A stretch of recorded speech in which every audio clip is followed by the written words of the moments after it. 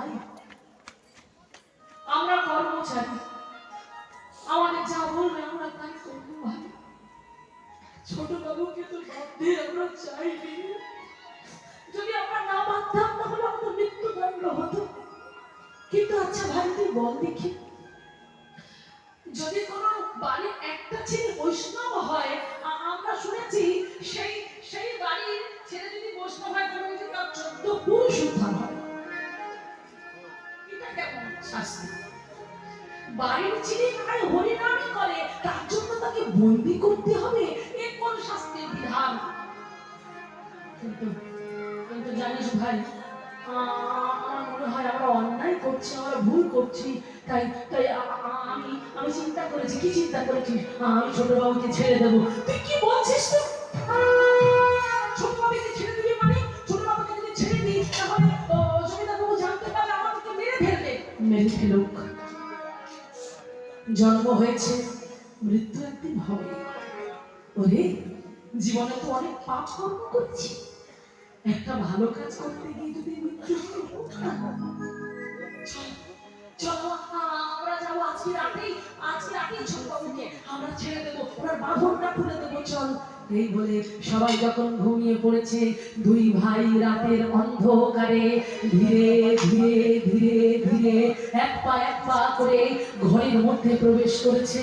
আর এই ঘরের মধ্যে প্রবেশ করে দেখছে জীর্ণ শীর্ণ অবস্থায়, হাতে পায়ে বাঁধা অবস্থায় মাটিতে লুটায়, আরে লুটায় কাঁদতে কাঁদতে বলে, গো গো গো।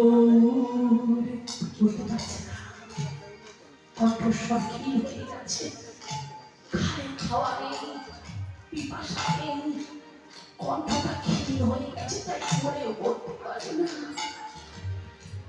গো গো গো গো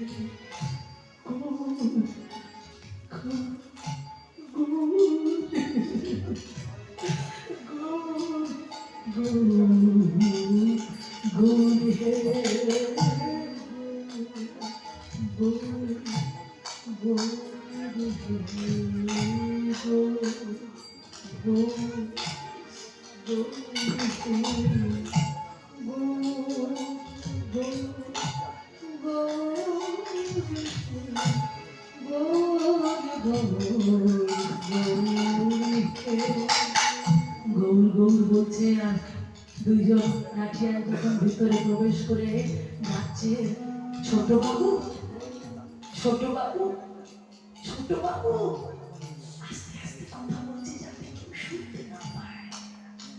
ছোট বাবু, এতবার করে ডাকার পরও যখন ছোট বাবু সাড়া দিল না, চিন্তা করলো ওনাকে একটু স্পর্শ করতে হবে। তাই একটা করে এগিয়ে গেল ছোট বাবুর কাছে। তখন গৌর গৌর বলে কীর্তন গাইছে, হরিনাম গাইছে, একটা করে এগিয়ে গেল। আর এগিয়ে যখন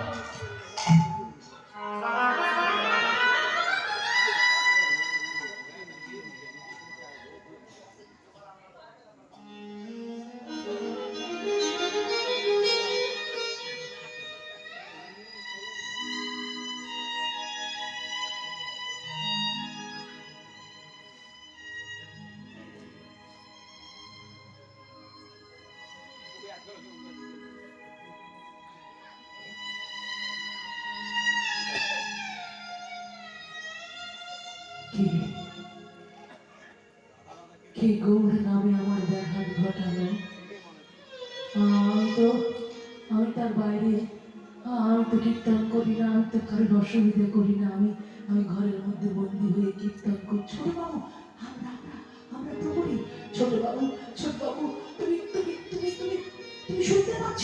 ছোট বাবু আমরা। ও প্রহরী, বলো কি বলবে? ছোট বাবু তুমি জানো তোমার নামে তোমার বাচ্চা খেলা, হ্যাঁ পাড়ায় পাড়ায় বলে বেড়ায় তুমি নাকি পাগল হয়ে গেছো। সবাইকে তাই বলে বলে বেড়াচ্ছে যে জমিদার বাবু একমাত্র ছেলে রঘুনাথ পাগল হয়ে গেছে। কি বললে? কি বললে? আমার বাবা আমার জ্যাঠা লোকের কাছে বলে বলে বেড়ায় আমি আমি পাগল,